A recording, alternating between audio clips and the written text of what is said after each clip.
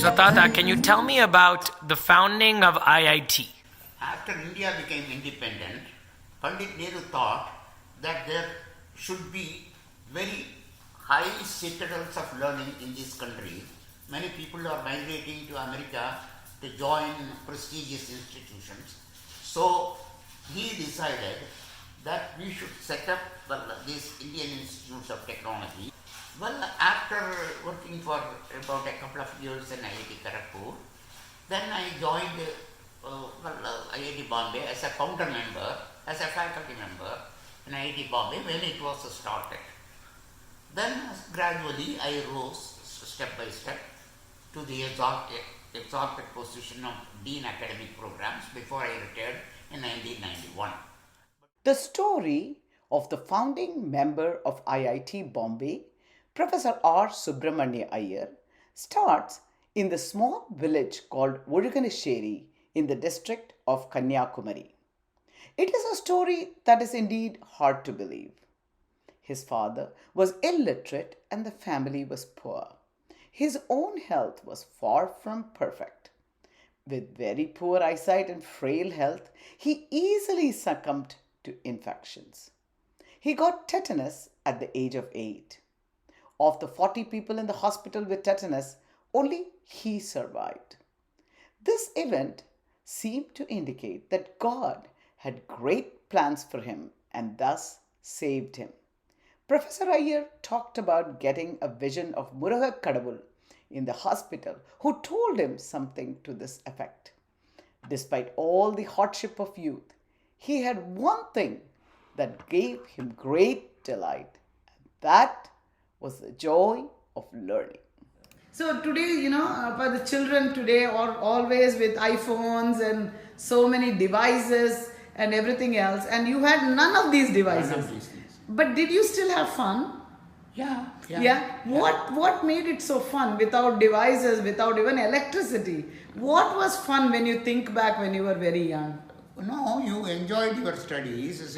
You feel happy that you were rated as the best student in the class. Yeah. That's the thing. All that gave a sort of inner pleasure. That joy of learning led him to stand first in the state at the 8th standard state exams. His teachers got him a gift of a dictionary for that achievement. That gift was his most precious treasure. And even in his final years, when he moved to the US for good, he carried that dictionary with him. Despite all the difficulties of his childhood, he had a great treasure, and that was the unconditional support he received from his mother, father, aunt, and brother. He has always credited all the success in his life to them. During his final years in high school, his father died. Despite the tragedy, he continued to excel, standing first not just in math and science, but also Tamil, which he always claimed was his first love.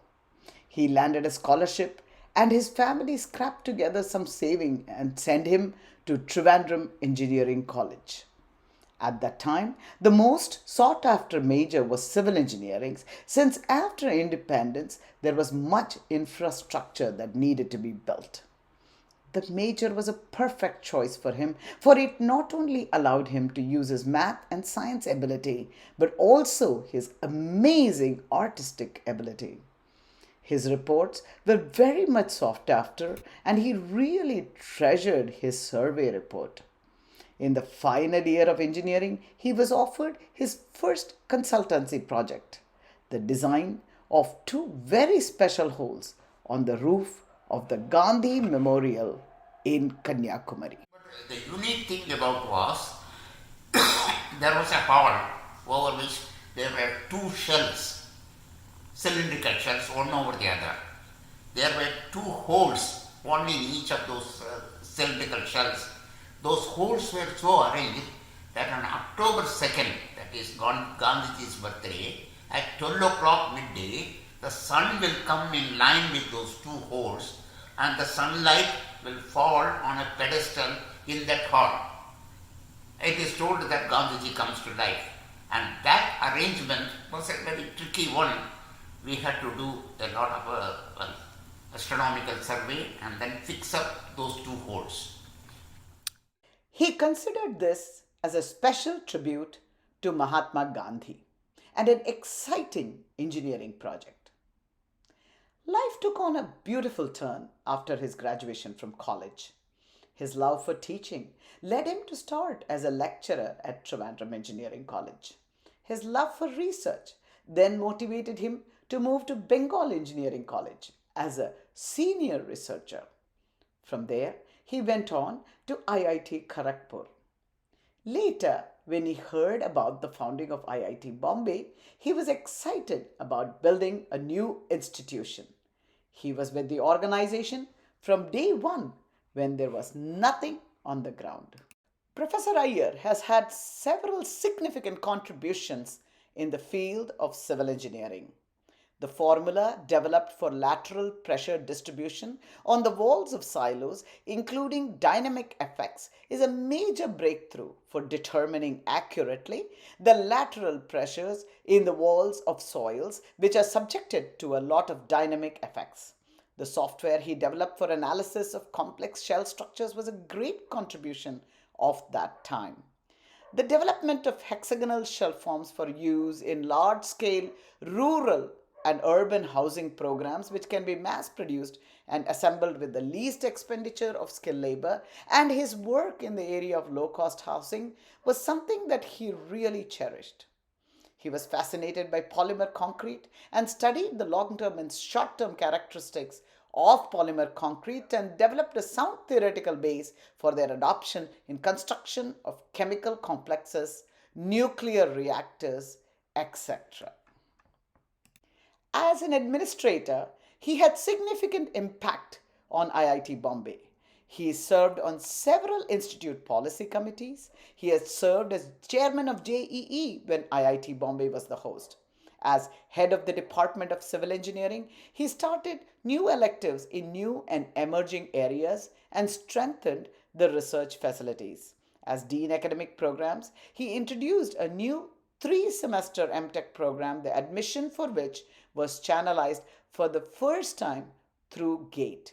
He also started the 5-year integrated MTech program. He truly valued the help of his lab assistants, and they were all part of our extended family. Teaching was his true passion, and he dearly loved his students. Seeing his students succeed gave him great joy. He had a unique knack of taking a complex subject and making it easy to understand. He was always rated as the best teacher. A very special experience that he cherished was when he went to the Soviet Union to do his PhD. He had to study Russian and submit his thesis in Russian. He mastered Russian and translated several Russian books into English. Because of his expertise in Tamil, he landed a broadcasting opportunity for Moscow Radio's Tamil broadcast. In the days when telephonic conversation to India was not possible, the weekly radio broadcast was a great way for his family to hear his voice. This broadcast was happening when the Russian space program had taken off. He said it was an exciting time, for it led him to innovate, to come up with space terminology in Tamil. For Professor Ayyar, his family was most important. He was an ideal son, ideal husband, ideal father-in-law, and an ideal grandfather. A strong believer in empowering women through education, he supported his wife to get her bachelor's and master's after their marriage.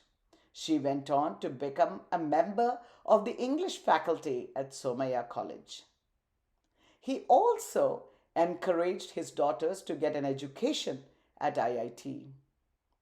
To honor his support for women's education, his students have established an academic excellence scholarship for women in his name.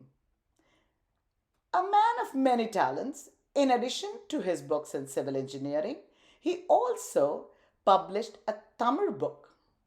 A great artist, his artistic creations included his beautiful engineering drawings to the creation of arches for the Navaratri Golu at our home. He served as an advisor to his daughter Ranjani as she created several Bharatanatyam dance dramas. He has many Tamil compositions to his credit. His last one was the following: பாடுதல் வேண்டேன் மற்ற பதிகமும் புனிய வேண்டேன் நாடி உன் கோவிலெல்லாம் திருத்தலம் செல்ல வேண்டேன் தேடி உன் அடியார்க்கெல்லாம் சேவை நான் செய்ய வேண்டேன் ஆடிடும் தெல்லை நாதா நின் பதம் பணிந்த பின்னே.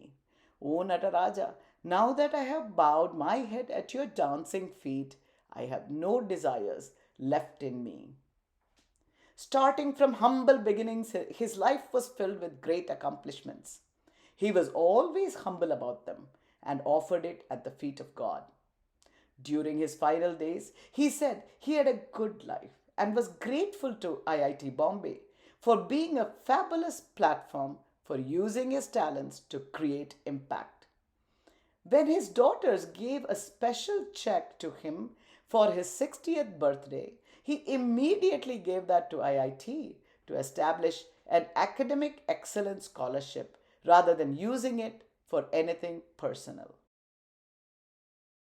We, the family of Professor Ayyar, are grateful that IIT has kindly agreed to work with us to establish a chair professorship in his name and have a conference room named after him. We hope this will be a way we can continue his legacy to create impact in his name. Thank you all so much, and God bless IIT Bombay. Mangalam Shubham.